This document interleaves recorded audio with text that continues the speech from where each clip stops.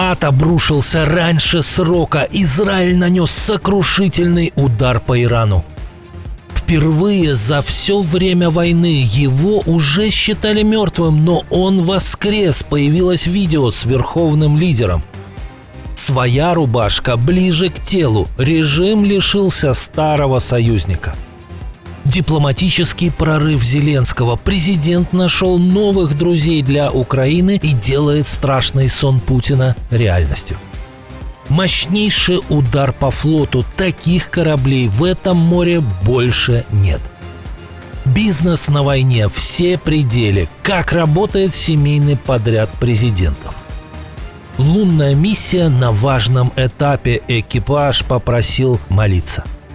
Смерть главы государства и 2 года войны. Любимая газета Путина взяла интервью у мертвеца. Об этих и других событиях к утру вторника, 7 апреля. Факты, которые имеют значение. Новости Нехта. Коротко и по делу. Ультиматум Трампа истекает только ночью со вторника на среду, а на крупнейшем газовом месторождении мира в районе Южный Парс уже гремят взрывы. Об этом сообщили официальные иранские СМИ. Министр обороны Израиля не стал скрывать, кто нанес удар.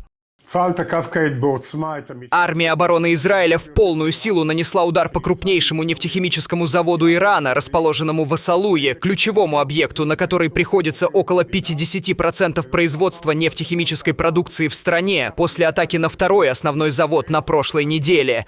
Исраэль Кац заявил, что теперь оба завода, на которые вместе приходится около 85% иранского экспорта нефтехимической продукции, не работают. А это представляет собой серьезный экономический удар по иранскому режиму, исчисляющийся десятками миллиардов долларов.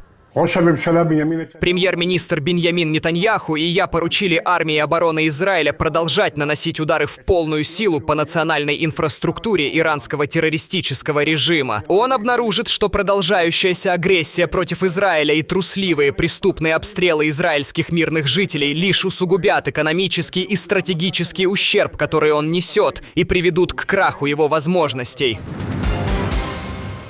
Сенсация! Он жив и здоров. Муджтаба Хаминеи впервые за время войны появился на публике. На видео Аятолла входит в некий штаб или бункер с военными, а на стене виднеется карта одного из израильских ядерных реакторов. Верховный лидер двигается уверенно, нет никаких видимых следов ранений или хромоты. А ведь ранее появлялись сообщения, что у главы режима чуть ли не ампутирована нога. Правда, видео распространили не через официальные иранские СМИ, а через малоизвестные телеграм-каналы. Кадры быстро разлетелись по всему миру в среде сочувствующих кровавому режиму. Вот только все остальные уверены, что это сгенерировано с помощью искусственного интеллекта. Вот такой ответ Вашингтону.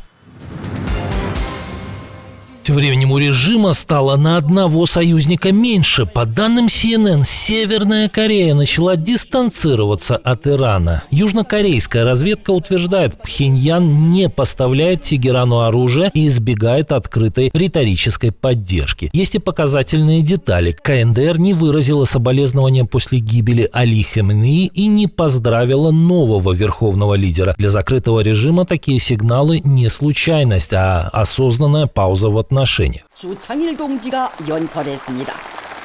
Причина прагматичная. Пхеньян пытается оставить себе пространство для маневра перед возможными переговорами между Дональдом Трампом и Си Цзиньпином, которые запланированы в мае. И если это так, Иран рискует остаться без одного из немногих союзников в самый напряженный момент. Еще один русский военный корабль идет по известному адресу. В порту Новороссийска под удар попал не только терминал Шес-Харис, но и носитель ракет «Калибр» фрегат «Адмирал Макаров». Операцию провели подразделения сил беспилотных систем Украины при координации с СБУ. Видеоотчетом поделился сам командующий СБС Роберт Мадьяр Броуди. По данным Defense Express, этот корабль был последним уцелевшим ракетным фрегатом фрегатом РФ в Черном море. 2 марта украинские защитники критически поразили другой фрегат «Адмирал Эссен». Еще один такой корабль, «Адмирал Григорович», с 2021 года не находится в Черном море, сообщают аналитики. Кроме того, дроны ударили по буровой «Сиваш». Как написал Мадьяр, ущерб уточняется, а продолжение будет. Москва и Киев временно не ведут переговоры о завершении войны. Это официально признали в Кремле. Но виновата отнюдь не несговорчивая позиция Владимира Путина. Дмитрий Песков назвал другую причину. Что касается процесса переговорного, да, он пока на паузе. У американцев много дел, других, понятно каких. И сейчас в этой связи в трехстороннем формате трудно собраться. Правда, и Зеленский занят, пока Путин боится покинуть пределы России и уменьшил количество встреч даже с собственными чиновниками, президент Украины активно работает на других дипломатических фронтах. После вояжа по странам Ближнего Востока он на днях посетил Турцию, а потом Сирию.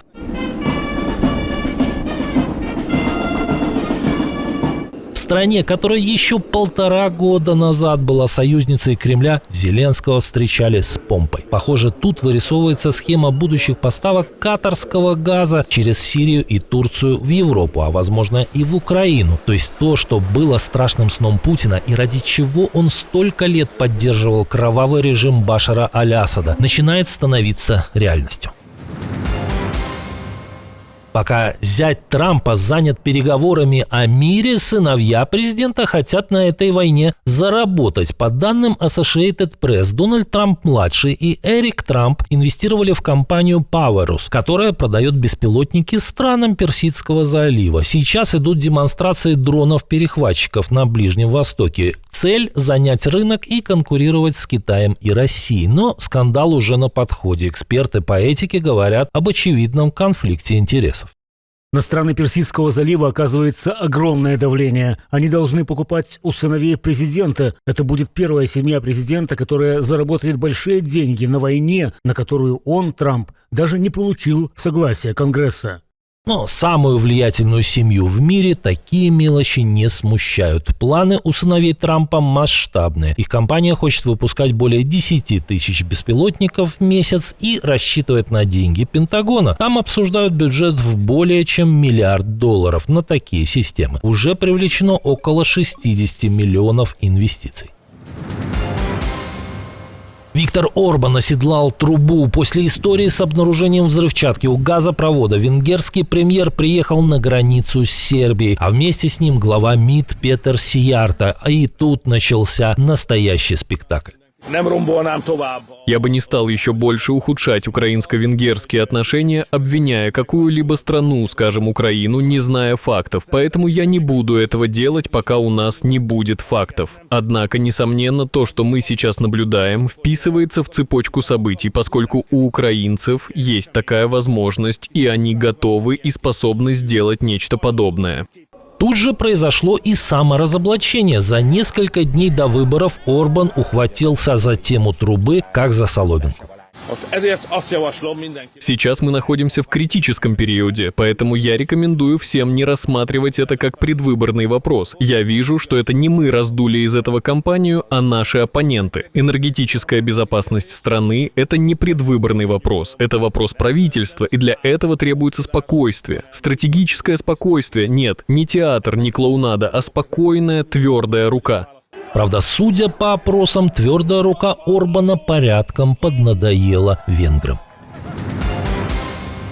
Кому война, а кому мать родна? Эта поговорка как нельзя лучше подходит Владимиру Путину и его семье. Деньги лопатой гребет даже бывшая жена. Как подсчитали журналисты проекта, можем объяснить. Связанная с Людмилой очередная микрофинансовая компания Car Money за время так называемой спецоперации заработала более 1,5 миллиарда рублей чистой прибыли. Только за прошлый год более 400 миллионов. При этом займы россиян россиянам эта контора выдает подставки, доходящие до 364% годовых. Схема простая. Люди берут кредиты под залог авто, не справляются с выплатами, теряют имущество. Компания уже подала более 25 тысяч исков. Объем займов все время растет, ведь доходы россиян падают. Каждый четвертый жалуется на ухудшение жизни. Люди экономят даже на еде и медицине, а это в немалой степени является результатом многолетней политики Путина и развязанной им агрессии против Украины. И на этом фоне микрофинансовый бизнес бывшей жены бьет рекорды прибыли. Ну вот такой семейный подряд. Может, все это и было целью СВО. Как думаете?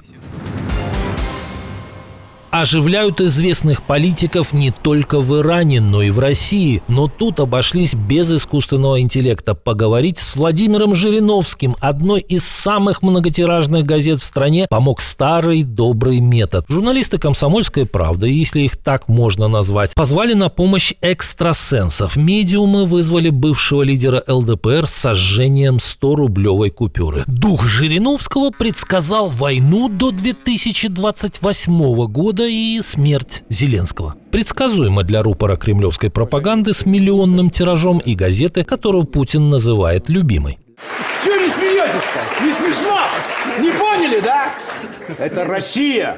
Сам Жириновский умер ровно 4 года назад, официально от коронавируса. Но многие считают, что в своем последнем публичном выступлении Владимир Вольфович наговорил много лишнего. Экипаж миссии «Артемис-2» готовится к облету Луны уже в эти часы. Корабль Orion Spacecraft вышел на лунную орбиту. Но есть нюанс. Во время маневра связь с Землей пропадет примерно на 40 минут. Полная тишина, только экипаж и космос. Одна из представительниц экипажа попросила молиться. После облета курс обратно. Приводнение планируют у берегов Калифорнии. Миссия тестовая, но ключевая. Именно с нее начинается возвращение человека на Луну и подготовка к новой высадке. В Индии обсуждают новый подход к охране границ. Для этих целей хотят привлечь животных, но речь не о собаках. По данным The Hindu, пограничная служба страны изучает возможность использовать змей и крокодилов. Их планируют использовать как живой барьер на границе с Бангладеш. Речь о труднодоступных участках, реках, болотах и джунглях, где невозможно поставить заборы. Идею всерьез обсуждают. Соответствующий документ попал в руки журналистов. Целесообразность использования рептилий, таких как змеи или крокодилы, в уязвимых местах вдоль рек должна быть изучена с оперативной точки зрения.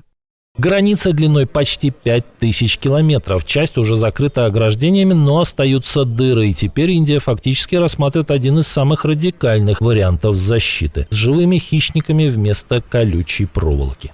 Сколько дней может продлиться перемирие на Ближнем Востоке? Сколько тысяч израильтян были ранены в ходе войны? Где ВСУ отбросили россиян к границе? И кто из известных предпринимателей раскритиковал политику Кремля вслед за Павлом Дуровым? Об этом мы рассказывали в прошлом выпуске. Посмотрите, если еще не видели. И приглашаю на вечерний выпуск.